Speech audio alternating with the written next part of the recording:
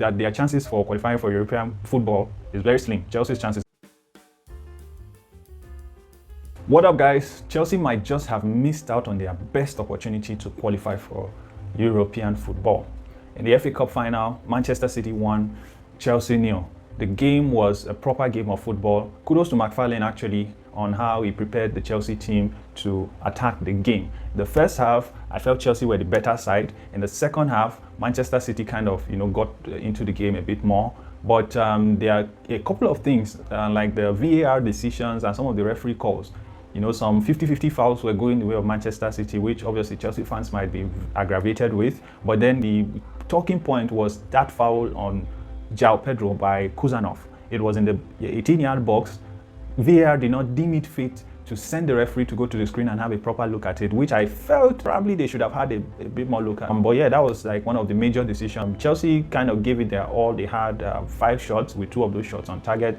Manchester City in the second half were by far the better side. They created more chances, and the substitutions they made kind of tilted the game in their favor. They brought on Kovacic for Rodri, who just came back from injury, and I feel the game-changing substitution that kind of affected the game positively for Manchester City was bringing on Cherki. That guy can be a lot to handle in midfield.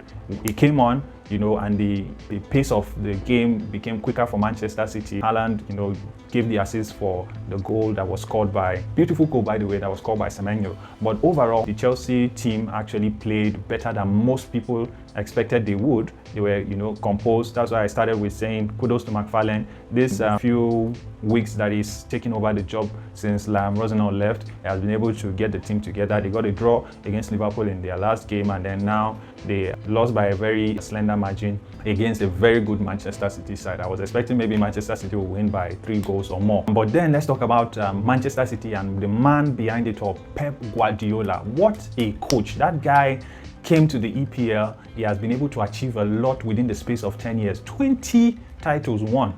20 titles won, 6 EPL titles, I think about 5 Carabao Cups, 3 FA Cups. He has won the Champions League. The guy is a colossus. He has come into the league that is considered the most competitive league in the world and has been able to show that he's made up of top quality stuff.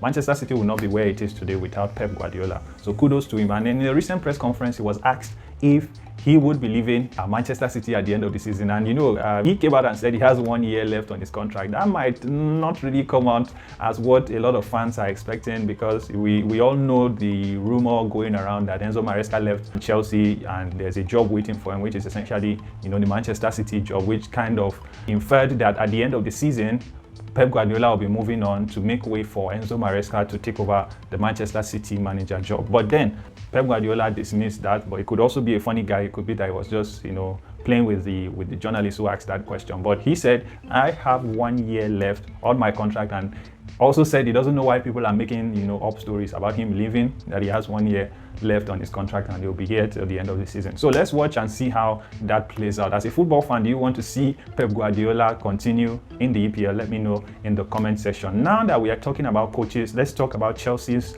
manager situation. Report just dropping from Sky Sports indicates that Xabi Alonso has agreed to a 4-year contract as the new Chelsea manager. He becomes the 5th manager to be appointed under the Blue Co administration after managers like Graham Potter, Pochettino, Enzo Maresca, Liam Rosenau, and now is the 5th manager. Obviously, his pedigree precedes him. 2-time Champions League winner as a player, and then 1-time Bundesliga invincible winner with Bayer Leverkusen. He had a stint at Real Madrid that obviously did not work out, and he has been out of a job for a while. Blue Co actually considered a number of options, names like Cesc Fabregas, Andoni Iraola, Felipe Luis, former Flamengo boss. Even they looked at coaches like Marco Silva and Oliver Glasner, but fortunately they started discussions with Xabi Alonso, and as it is right now, breaking news, Xabi Alonso has agreed to a 4-year contract as the new Chelsea manager. So let's talk about the work at hand.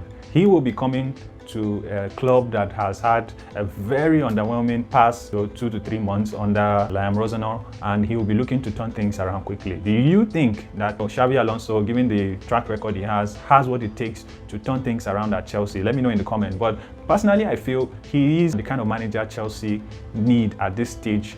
And given that their chances for qualifying for European football is very slim. Chelsea's chances are very slim. They actually sit in 9th position, 2 points behind a very good Brentford side, and their next 2 games are not easy games either. They might not be in Europe next season. That's just the reality.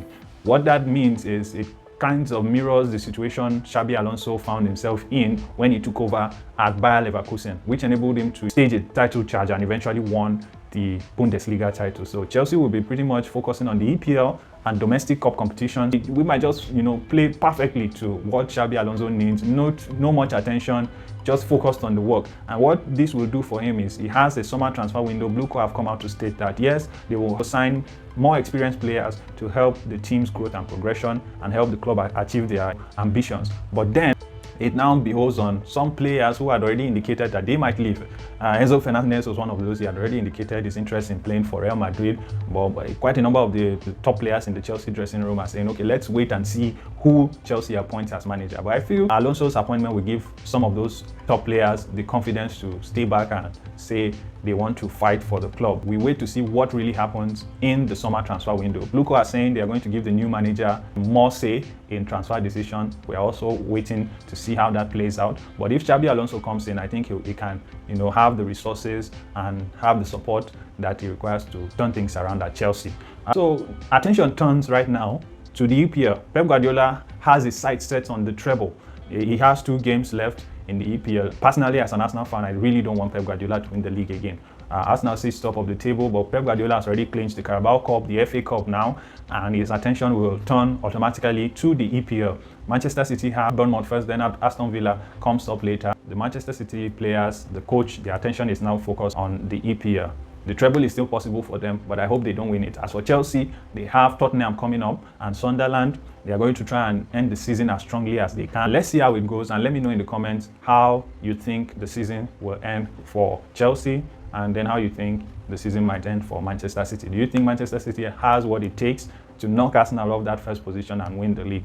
As an Arsenal fan, I want my team to win. I know we have the easier fixtures. I know we can win those games. So at the end of the season, I hope I'll come on my YouTube channel and celebrate our first EPL title after 22 years of waiting. Thank you so much for sticking around to the end of the video. Please subscribe to the channel. I just started it newly. This is my first video, so drop a like and let me know what you enjoyed in the video, and let's continue this together. Ciao.